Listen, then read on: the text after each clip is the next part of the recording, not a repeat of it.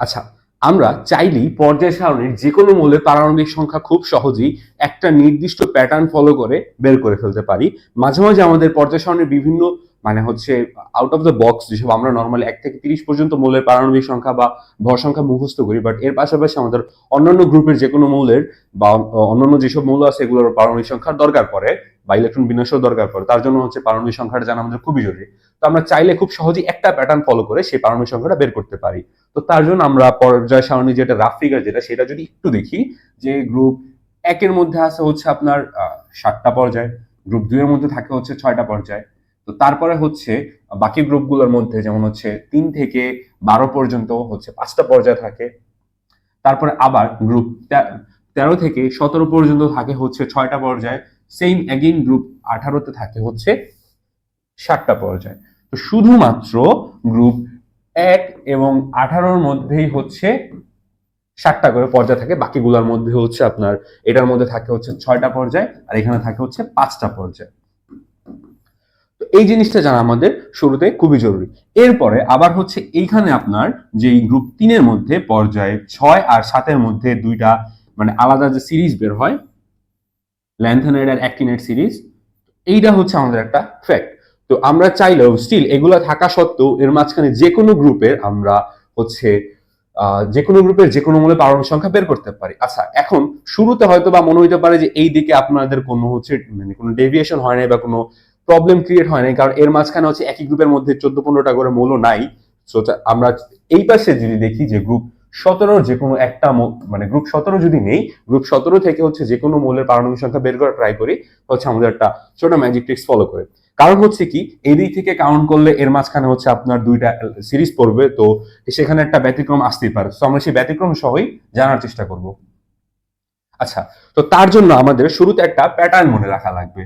সেই প্যাটার্নটা গ্রুপ 1 এর জন্য 2, গ্রুপ 2 এর জন্য 8, গ্রুপ 3 এর জন্য 8, গ্রুপ 4 এর জন্য 18, গ্রুপ 5 এর জন্য 18 পর্যায়, তো 6 এর জন্য 32, 7 এর জন্য 32।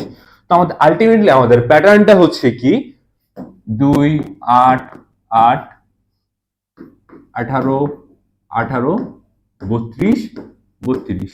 আমরা এই প্যাটার্নটা দিয়ে চাইলেই পর্যায় সারণীর যে কোনো গ্রুপের যে কোনো মৌলের পারমাণবিক সংখ্যা খুব সহজেই বের করতে পারি। তো আমরা যেহেতু বলছিলাম আমরা গ্রুপ 17 মৌলগুলো দিয়ে দেখবো, তো গ্রুপ 17 মৌলগুলো যদি আমরা লিখি, গ্রুপ 17 মৌলগুলো কি ফ্লোরিন, তারপর ক্লোরিন, তারপরে ব্রোমিন, আয়োডিন। আমরা নরমালি অ্যাস্টাটিন পর্যন্ত মনে রাখি, কিন্তু এরপর আরো একটা মৌল আছে যে টেনেসাইন, সেই পর্যন্ত সহজে মনে রাখি বা সহজে লিখি না। আচ্ছা, তো এই পর্যন্ত যদি দেখি, আমরা দেখতেছি যে কি শুরু হইছে দ্বিতীয় পর্যায় থেকে। তো আমাদের প্যাটার্নটাও স্টার্ট হবে দ্বিতীয় পর্যায় থেকে। যেহেতু গ্রুপ 17 শুরু হয়েছে দ্বিতীয় পর্যায় থেকে, তো আমাদের প্যাটার্নটা দ্বিতীয় পর্যায় থেকে স্টার্ট হবে। কি এটার সাথে জাস্ট আমরা প্লাস করে দিব। তো আমরা নরমালি ফ্লোরিনের পারমাণবিক সংখ্যা জানি, ফ্লোরিনের পারমাণবিক সংখ্যা 9। তো 9-এর সাথে যদি 8 প্লাস করে দেই তাহলে হবে 17, যেটা কিনা ক্লোরিনের পারমাণবিক সংখ্যা। তো এরপরে তৃতীয় পর্যায়ের মৌল, তো এরপরে চতুর্থ পর্যায়ের মৌল পাওয়ার জন্য আমরা ক্লোরিনের সাথে যদি আরো 18 যোগ করে দিই, সহজেই আমরা ব্রোমিনের পারমাণবিক সংখ্যা যেটা 35 সেটা পেয়ে যাব।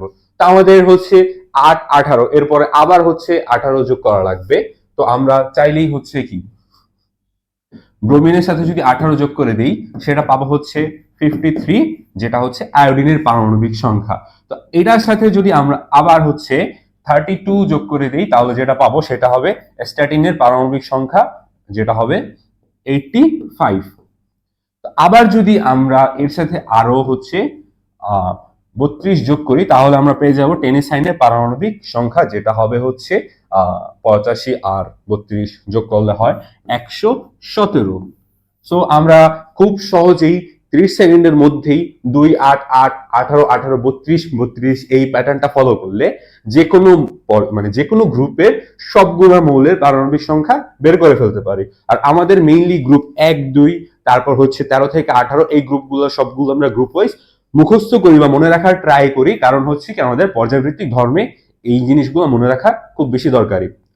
তো আশা করি এরকম আরো অনেক ট্রিক্সের মাধ্যমে আমরা কেমিস্ট্রি সবকিছু সহজে শিখতে পারবো, প্লাস বায়োলজির অনেক জিনিস ট্রিক্স আসবে।